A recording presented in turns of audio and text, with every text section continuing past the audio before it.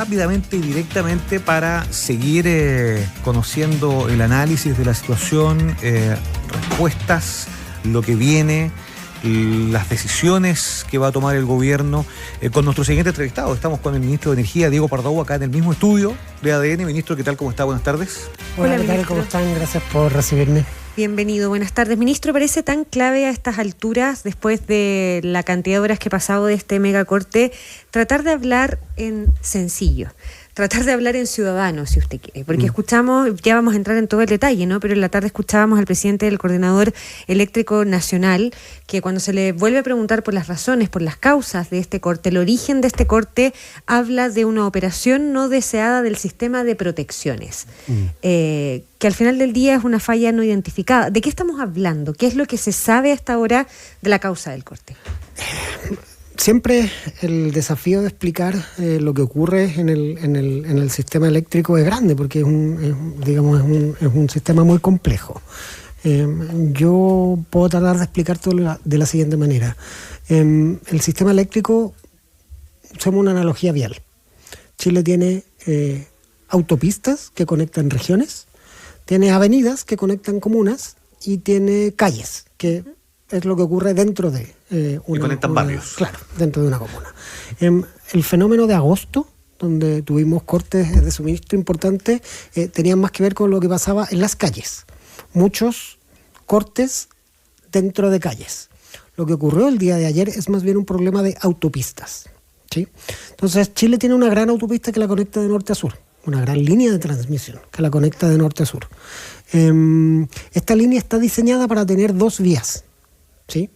Estas dos vías tienen que tener un mecanismo de protección entre ellas. La mejor manera de imaginárselo es una barrera física. Imagínate una autopista que tuviera una barrera física entre dos carriles que van en el mismo sentido. ¿Por qué? Porque no quieres que la colisión en un carril afecte la movilidad del carril de al lado. Perfecto. ¿Sí?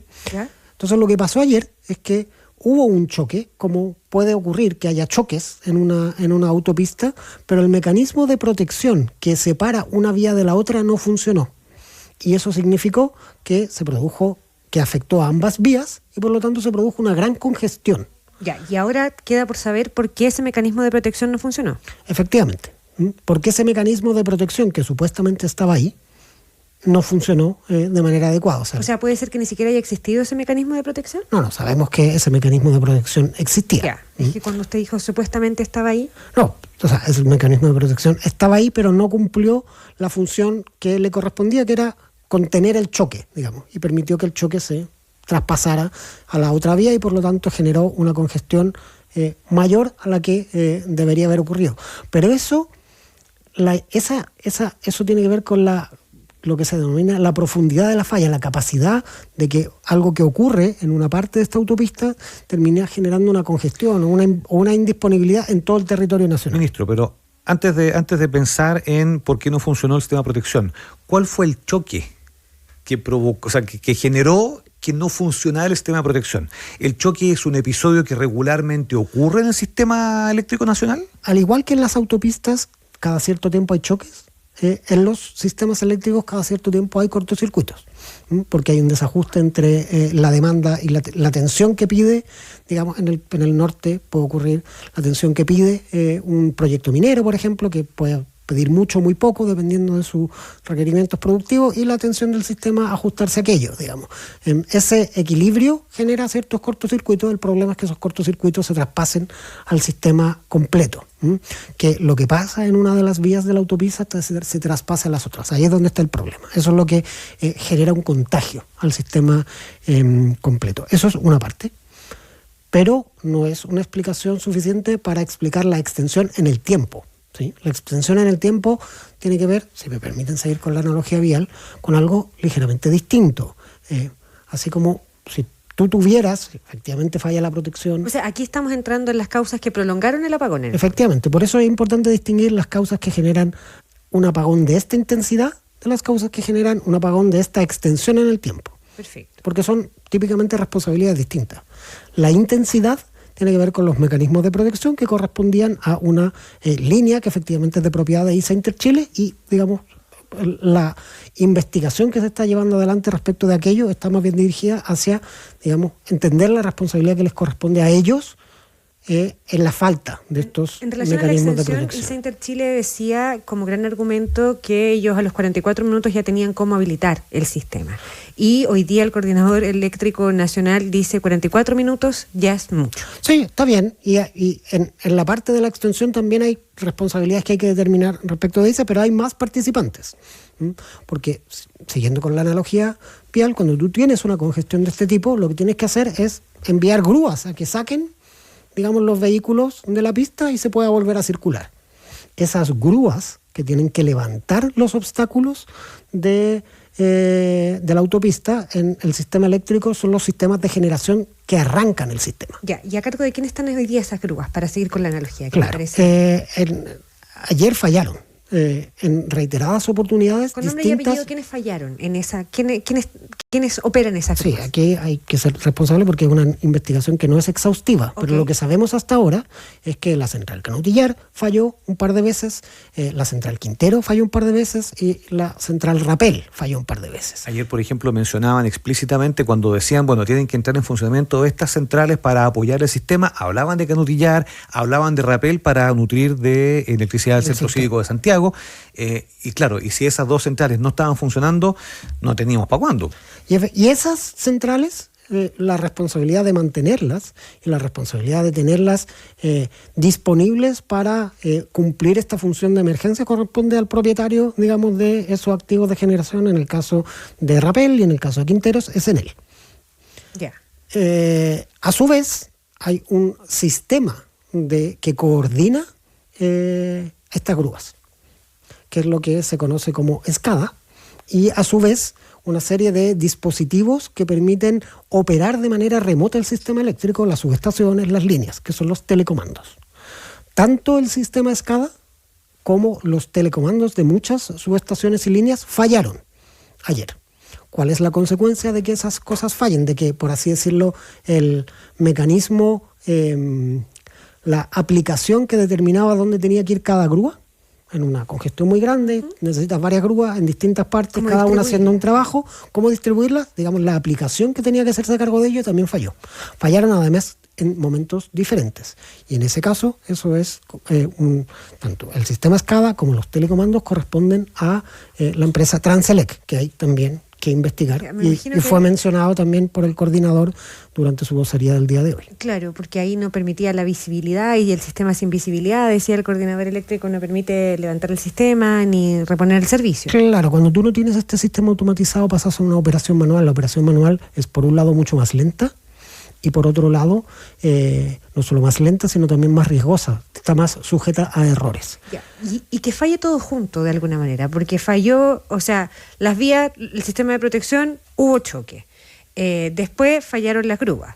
Después falló el sistema que distribuye las grúas. Correcto. ¿Qué pasa para que falle todo junto? ¿O qué tiene que pasar para que falle todo junto? Porque aquí se está apuntando a la vulnerabilidad o a la forma en que está diseñado el nuevo sistema interconectado nacional.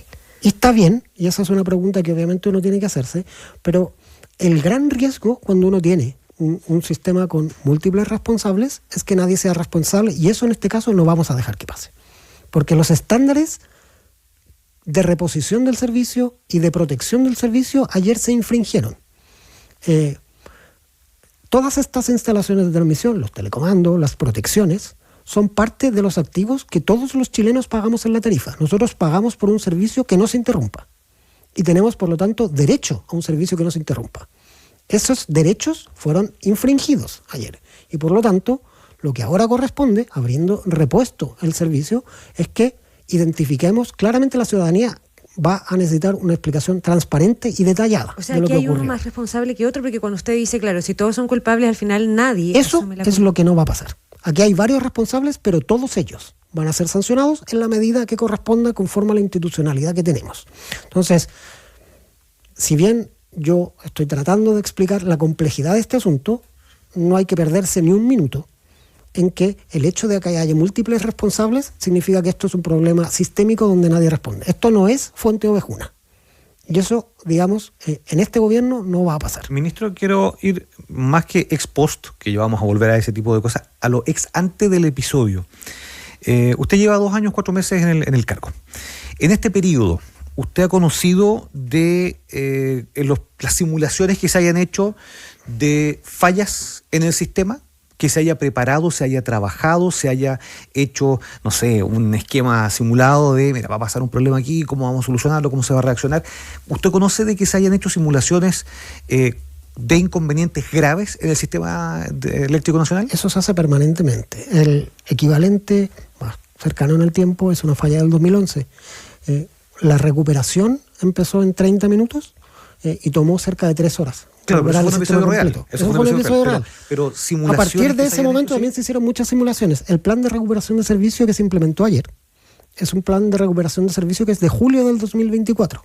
Ese plan de recuperación de servicio estuvo para observaciones de las distintas empresas y participantes, porque es un plan que realiza el Coordinador Eléctrico Nacional, y las observaciones que se tendrían que haber hecho y, digamos, las testeos y simulaciones que se hicieron en su momento deberían habernos dejado adecuadamente preparados para que esto no hubiera ocurrido. Es un plan reciente que, dada la realidad la realidad de juego, digamos, que se produjo, no funcionó como debería haber funcionado. Obviamente que no. Y si tú hubieras preguntado el día lunes de la semana pasada si teníamos un plan de recuperación de servicios, yo te aseguro que todos los participantes del sistema eléctrico te hubieran dicho sí, nosotros tenemos un plan de recuperación, lo acabamos de hacer, es un gran plan.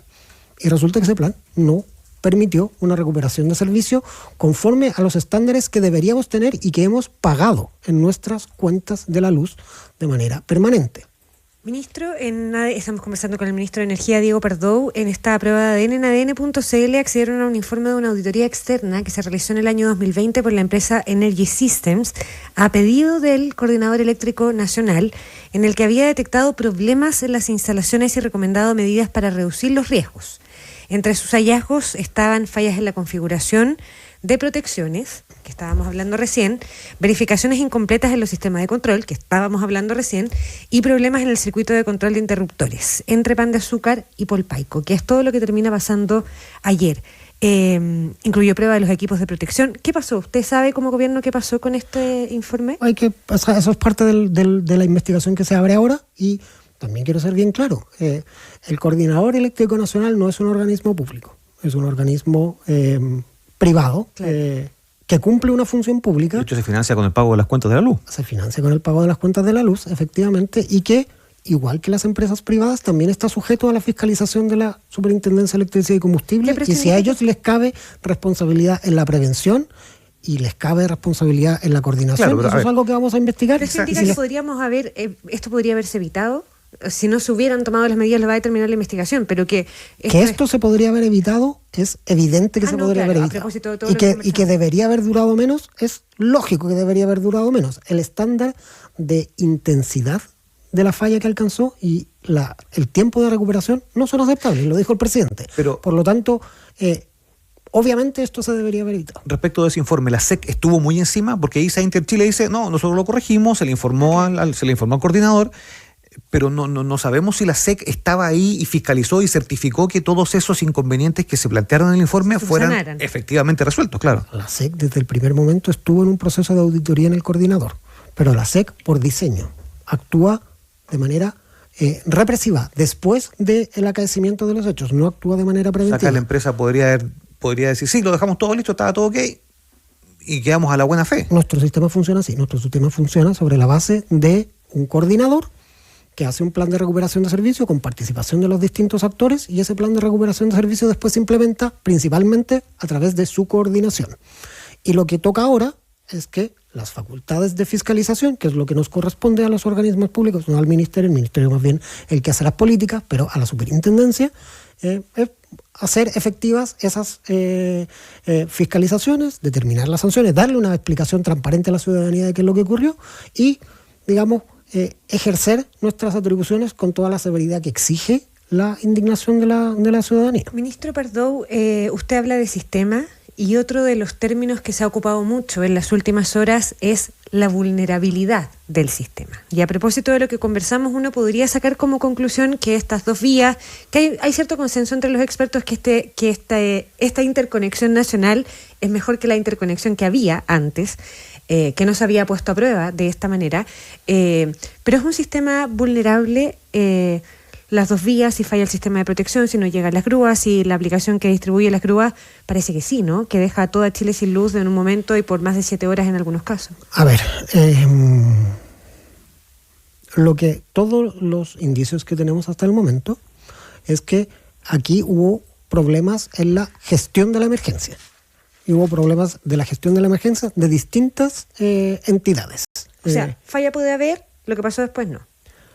O sea, la extensión de la falla tampoco es de una profundidad razonable, que los mecanismos de protección hayan permitido que este cortocircuito afectara al sistema eléctrico nacional en su conjunto. No es un estándar razonable y por lo tanto corresponde que lo investiguemos. Pero obviamente también tenemos que discutir las oportunidades de mejora que haya para tener un sistema más resiliente, por cierto. ¿Y por dónde podrían pasar esas mejoras? Esa es una discusión para más adelante. Digamos, han habido voces hoy día de que hablan de que falta inversión o que necesitaríamos invertir más. No es el momento. O sea, los indicios que tenemos son claros. No es un problema de falta de inversión, es un problema de gestión de la crisis. O sea, si el sistema estuviera bien engranado y sigue siendo gestionado mal, vamos a tener los mismos problemas. Entonces, los problemas de gestión se resuelven haciendo valer las responsabilidades de aquellos que fallaron en la gestión de la emergencia. Y esto quiero que sea bien claro, porque lo peor que podemos hacer es empezar a politizar este asunto. Este es un asunto bien serio y hay que tomarlo con la seriedad que corresponde. Y durante, el día de hoy han empezado a surgir informes de distintos organismos de la sociedad civil, en particular de la Asociación de Clientes Libres. La Asociación de Clientes Libres es un gremio que agrupa a la gran minería y a la gran industria. No es un organismo de gobierno, es un organismo gremial, que tiene intereses gremiales. Ellos dicen específicamente y de manera textual que, de acuerdo con su análisis, aquí no hubo un problema de inversión. Aquí hay un problema de gestión, que es lo que nosotros también vemos a la luz de la evidencia preliminar que tenemos y que obviamente tenemos que completar y tomarnos muy en serio esta investigación y hacerla de la manera más exhaustiva posible. Pero hay enseñanzas que adoptar, obviamente se adoptarán en su momento, se realizará un análisis riguroso en su momento, pero eso no puede ser una excusa para actuar aquí con indulgencia o permitir que esto se transforme de nuevo en un escenario tipo Fuente Ovejuna, donde nadie le responde a la ciudadanía respecto de, que quiero ser bien claro, estándares que no se cumplieron y mecanismos por los cuales hemos pagado los chilenos por un servicio que no nos han prestado. Ya, usted plantea que no hay que politizar este debate, ya resulta inevitable porque ese debate también está desatado, asociado a lo que pasó ayer.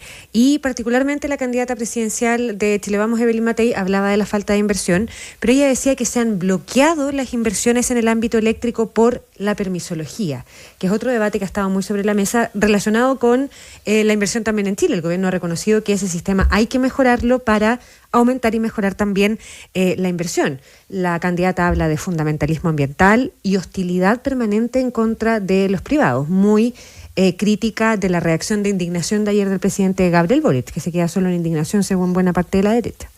Eso no es cierto. Los indicios que tenemos, y te acabo de citar, digamos, este estudio preliminar que hace la Asociación de Clientes Libres, indican que aquí hay un problema de gestión, no un problema de inversión. Entonces, no utilicemos, las oportunidades de mejora para esconder la responsabilidad de las personas que tienen que responderle a la ciudadanía con las sanciones que corresponden. Si hay mejoras que hacer en el sistema, si hay que hacer un sistema más severo, si hay que hacer un sistema donde la fiscalización preventiva corresponda más a organismos públicos, que descanse menos en el autorreporte de la empresa. Muy disponible a tener esa conversación, pero cada cosa en su momento. Este es el momento donde la ciudadanía exige primero explicaciones claras y segundo, respuestas institucionales adecuadas con la gravedad de lo que acaba de ocurrir. Usted mencionaba ahí la participación de los públicos y los privados, el reporte de los privados, y esa es otra discusión que también salió cuando fue el megacorte de agosto pasado, con el principal responsable en él, que además está en un proceso de caducidad de la concesión, digamos, ¿no? El estatizar este servicio, en separar la responsabilidad de la empresa privada.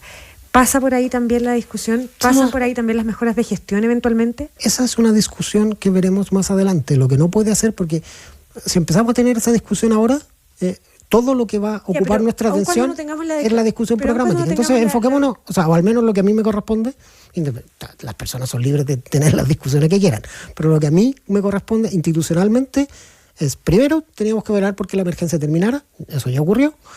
Ahora es el momento de explicaciones claras y sanciones contundentes. Ya, ya el país no va a tener la discusión ahora, pero a su juicio, como ministro de Energía, ¿es un elemento que hay que meter a la discusión en el momento en que se haga esa discusión?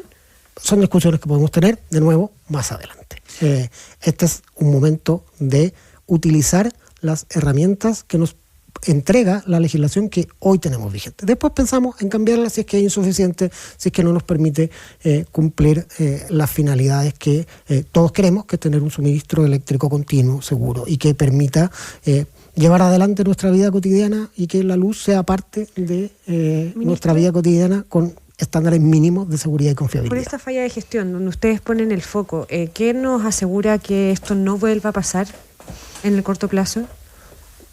¿O en el mediano o en el largo? Bueno, a ver, el evento que ocurrió ayer es un evento que no pasa todos los días, digamos. Hacía 15 años que no ocurría algo de esta naturaleza en el sistema eléctrico. Obviamente es algo que está monitoreándose y está, digamos, evaluándose a la luz de las herramientas que tenemos. Y más allá de la investigación, ¿se tomaron ya medidas con las empresas para que mejoren la gestión en las grúas, en las carreteras, en la protección y en el monitoreo de las grúas?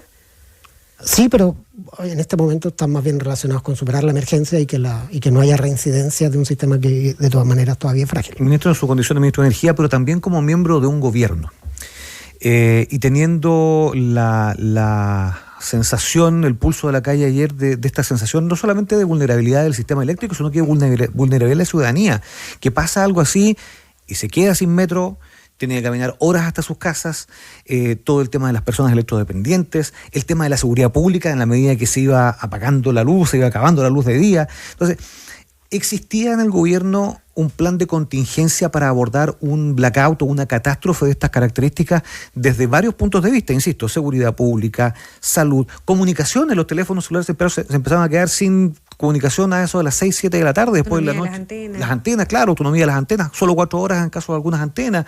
El tema domiciliario, lo que pasaba con la gente que perdía su comida, el tema comercial, la gente que dejó de vender, la gente que perdió la minería, también. Más lejos, lo decimos recién. Había un plan preparado, conocido, sabido, más allá de las decisiones que se tomaron ayer y que varios encontraron, sobre todo desde el punto de vista de la seguridad, que fueron bien útiles, pero ¿existe ese plan para una contingencia de este nivel? O sea, la capacidad de respuesta del gobierno se ve ayer.